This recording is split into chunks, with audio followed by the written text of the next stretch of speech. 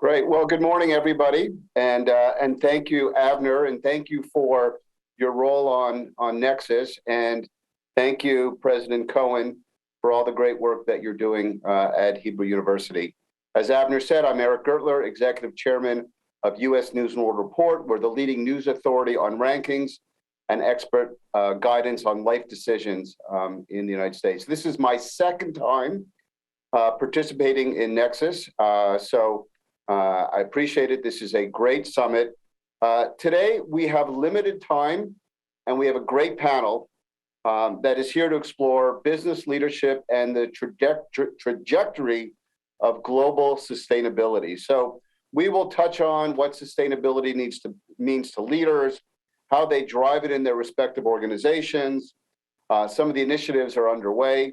So lots of hefty topics to cover in 25 minutes. But I know our expert panel is up to it, and I will look and endeavor to keep things moving. So Avner introduced our esteemed panel. So what we're going to do just to kick things off is I'm going to have each of the panel members do quick self-introductions and then briefly share something exciting that you're working on. So I'm going to start with Cathie. Okay, thank you, Eric. Thank you very much. I'm very happy to be here. My name is Cathie Wood. I'm Chairman, CEO, and CIO of ARK Invest. We're an asset management firm managing more than $40 billion. And our focus is on disruptive innovation, technologically enabled disruptive innovation. So the exciting things we are working on are research around 5 major innovation platforms evolving today: genomic sequencing, adaptive robotics, energy storage, artificial intelligence, and blockchain technology, each one of which has major applications towards sustainability. Great. Well, thank you. Yeah, it's certainly lots of exciting things there. Mindy, can you share with us? Sure. I'm Mindy Grossman. Until very recently was the president and CEO of WW, formerly known as Weight Watchers, for 4.5 years, where I had the privilege of leading the transformation of the brand from a global leader in weight loss to a multi-platform digital ecosystem of weight loss and holistic health and wellness. I also serve on the boards of Fanatics Inc. and Vault Health and the U.S. Fund for UNICEF. And what I'm most excited about is my next chapter, where I hope to be working with visionary founders and looking to maximize growth, looking to maximize value, and very importantly, looking to maximize impact. So stay tuned. And I'm also thrilled to be here today with everyone. Well, great. Well, Mindy, we've known each other a long time. I have no doubt that you'll be doing something very exciting very soon, and I can't wait. So now I'd like to turn to Val Smith. Please provide us with your self-introduction. Thanks, Eric. And likewise, it's really great to be with you all and to be with this incredible panel today. I'm Val Smith. I'm Citis' Chief Sustainability Officer. And in this role, I'm responsible for really driving sustainability, whether it's helping to support our sustainable finance goal or driving our climate change strategy through our company, in particular associated with our financing and who and what we finance and what the impacts and benefits are of that. I joined Citi in 2004 in the sustainability function, so have really been, part of the sustainability and ESG community for quite a while here in the finance sector. I think what I'm most excited about is the work that we are developing around Citi's net zero commitment by 2050 associated with our financing. We spent a ton of time last year developing what that means specifically for our energy and power loan portfolios and setting interim 2030 emissions reduction targets associated with the financing of our clients. And I've really been able to appreciate the sort of transformational nature of this work. So that gets me pretty excited. Well, Valerie, that's a great stepping off point. Sustainability is used in many different ways. It gets tossed around. How do you define sustainability? Well, it's interesting. there's sustainability, there's ESG, environmental and social governance, there's climate. Sometimes these words are all used interchangeably. We take a rather expansive definition of sustainable, thinking both about environmental sustainability, social sustainability. Obviously, as a bank, we're also thinking about economic and financial sustainability. But we really now think about it in terms of, what are our priority sustainability issues related to environment and climate? And then almost as a separate parallel piece, we also had some priority issues, sustainability or ESG related to diversity, equity, and inclusion. Right. Cathie, do you have the same definition or do you look at it differently? We have never used ESG in describing our funds, mostly because we think they are intrinsically or organically ESG and sustainable. Our focus is not so much on the past. And ESG standards and guidelines have been developed because of what has happened historically. We're very focused on the future. So we would be more inclined to think in terms of sustainable development goals, which of course the UN put in place, 17 of them. And our 5 innovation platforms that I named up front include 14 different technologies, all of which can be applied to one or more of the sustainable development goals. So we've got a very forward-thinking way of thinking about sustainability instead of really looking backwards and saying, okay, we're not going to do any more of this, that, or the other. We're very much about delighting the consumer, making the world a better place, and the technologies that are going to enable that. Correct. What about you, Mindy? How do you think about it? When I think about this, I always use a quote from my friend Jacqueline Novogratz, who was the author of Manifesto for a Moral Revolution. And she said, we must have the moral imagination and the will to put humanity at the center of our work. And, I believe there can't be any business advantage without incorporating all aspects of social responsibility. And I think it's paramount to growth, especially now, and especially what we've all been through over the last couple of years. But I think it also takes change and for companies to be willing to disrupt themselves somewhat. So how are you integrating all of these changes into your work across all these platforms is going to be very important. And I'd say the other thing that has to be interwoven throughout all of this is just about trust. And I think it's a critical factor. It's the foundation of the entire business model, whether it's customers, shareholders, and in particularly employees in today's environment. If you want to attract them, if you want to retain them, if you want to develop them, and you want great talent, you've got to have purpose at your core. And this is a big part of it. Yeah, no, I appreciate that. So Valerie, you talked a little bit about a number of the initiatives that you are driving right now. Can you take one or two of those, maybe it's on the urban areas that you talked about, and describe how you drove those initiatives from a sustainability and what that difference has been in terms of your efforts to bring those forward? Sure. Well, let's take the net zero commitment as an example. And just for reference, net zero by 2050 refers to greenhouse gas emissions and the climate science that indicates that in order to limit global warming, we need to have net zero global greenhouse gas emissions by 2050. And drilling into that, we really started with an announcement by our CEO, Jane Fraser, on her first day as CEO, March 1st, 2021, an announcement of Citi's net zero commitment. This was very much encouraged by our investors to make this commitment. It was, very much also indicated by the fact that we were starting to see our clients move in this direction. And so we really wanted to leverage that momentum. And there were a lot of lessons learned along the the way. When you think about, our financing of the global oil and gas sector, you think about our financing of the global power sector, which were the two areas of focus last year.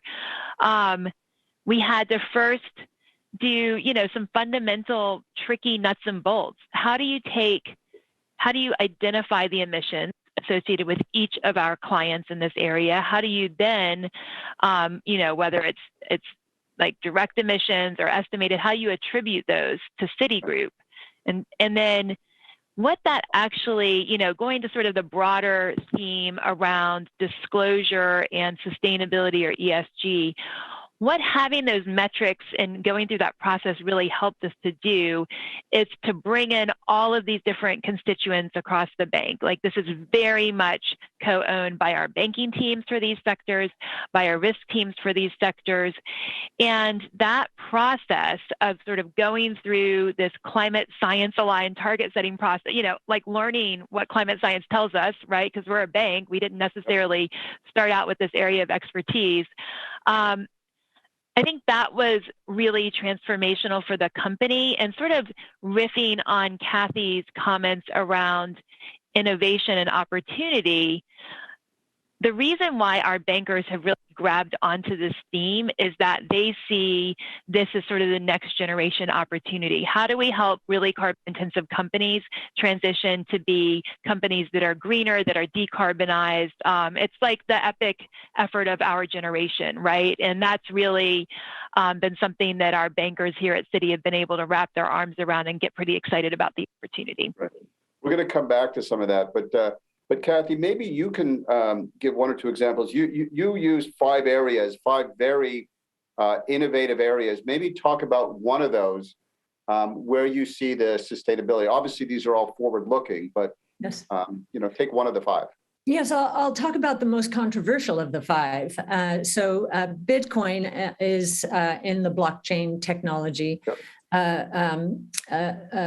space.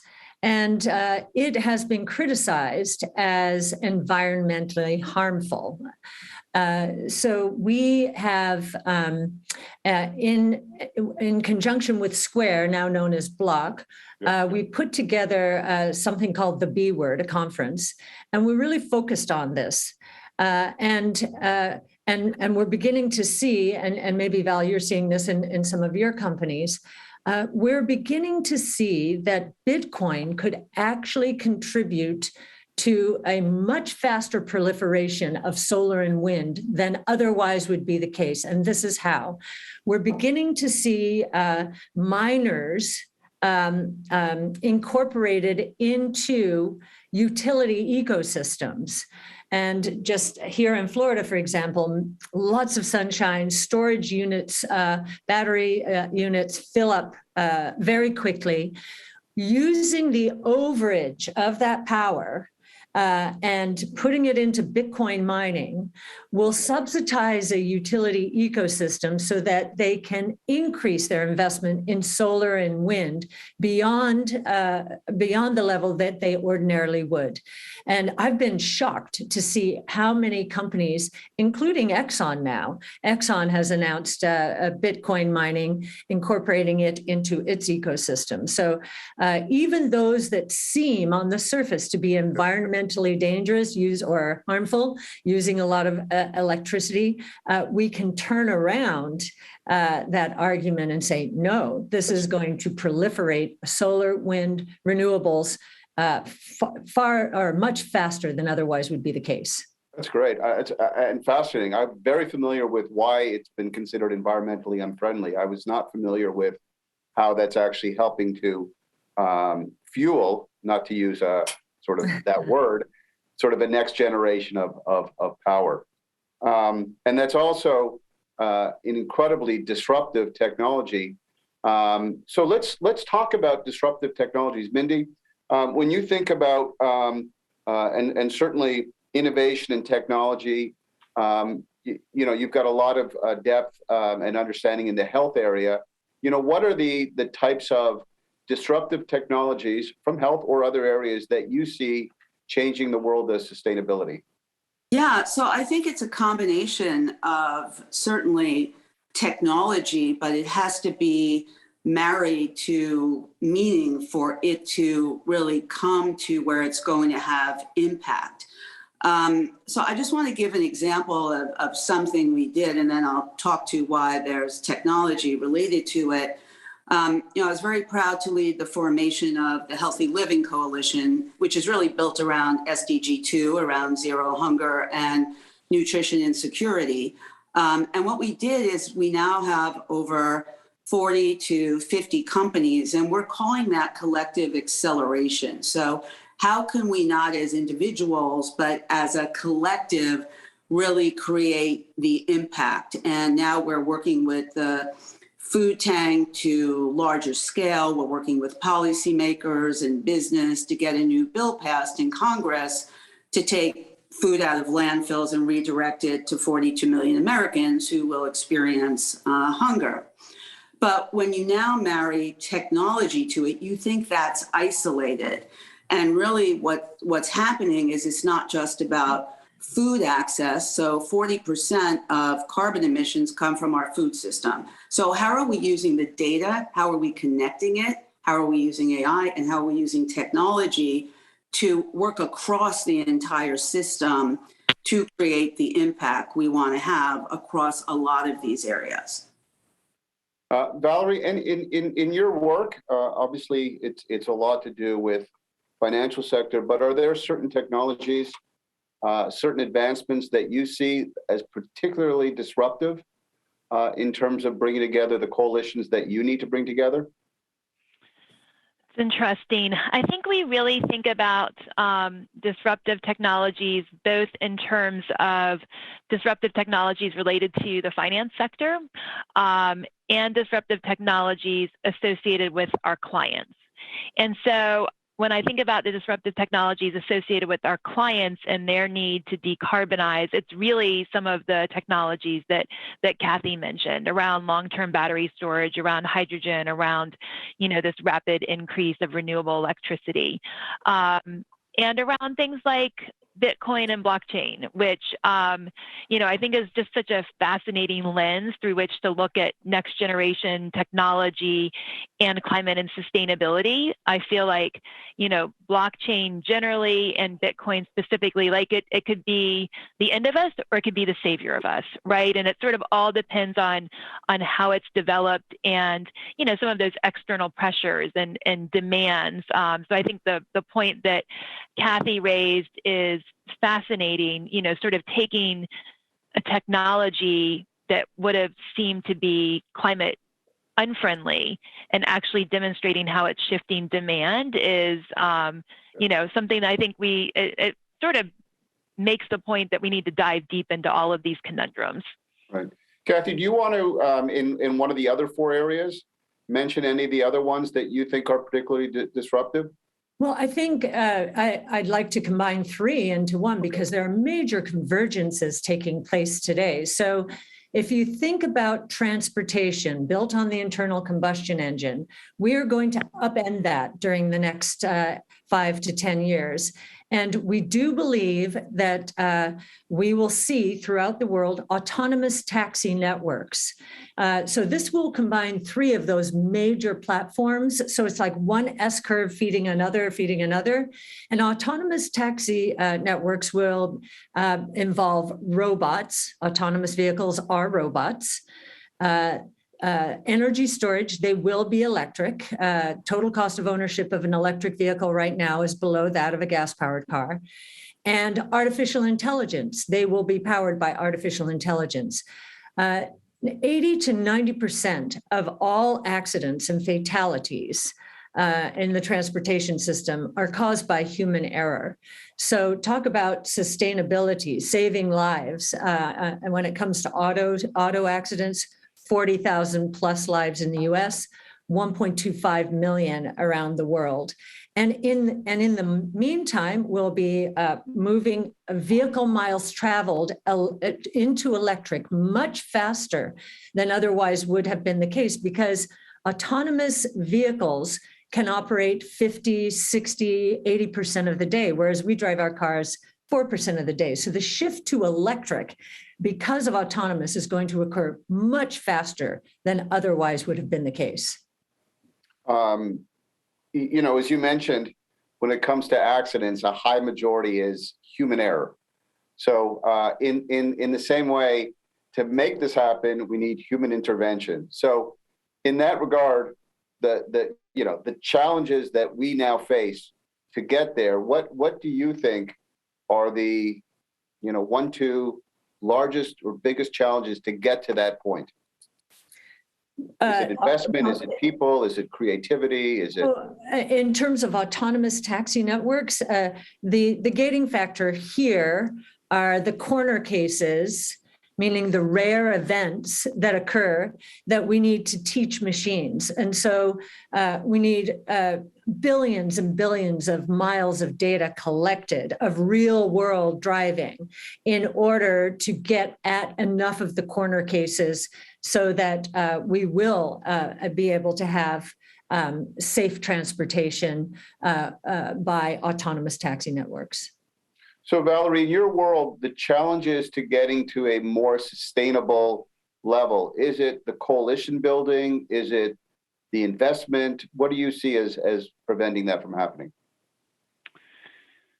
Well, I think there's two challenges, but the primary one is, again, I've been looking at sustainability through the lens of climate change in the recent years, and I think that the lack of sufficient public policy in some of the major emitting countries like the United States in particular is really one of the biggest challenges. It's just not rational for companies or even to some extent consumers to make certain choices that would always benefit the climate. And, we all are incentivized to make choices that benefit us in the shorter term, even at the expense of the long term. So I think the biggest challenge is sort of the political inertia around having climate policy that's sending the appropriate pricing signals that, help us to make more rational choices as companies. Right. And I think the other challenge is just that we need to move faster on some of these innovations than we currently are. And, obviously policy is a useful accelerant for activity. There are other, forces like investors and banks that are helping to, fill that gap. But how do we move the technologies of the next generation forward faster, I think is one of the other challenges. Mindy, you've been a CEO of many companies. What are the most important principles of leadership that you think are needed or changed to be able to drive towards more socially responsible goals or targets? Yeah, I think core leadership principle is purpose and trust are certainly paramount. They're core to culture as well as long-term sustainable success, and more today than ever. I think businesses have to be more open to disrupting themselves, as I said before. And then I think a real focus on innovating for impact. So setting actionable and measurable goals, but owning the outcome. And then fourth, we can't do it by ourselves. And so this idea of embracing collective action to accelerate change, I think is going to be very important for leadership. Great. Cathie, you see a lot of companies. What's the leadership that you're seeing or the principles that are doing best at driving these changes?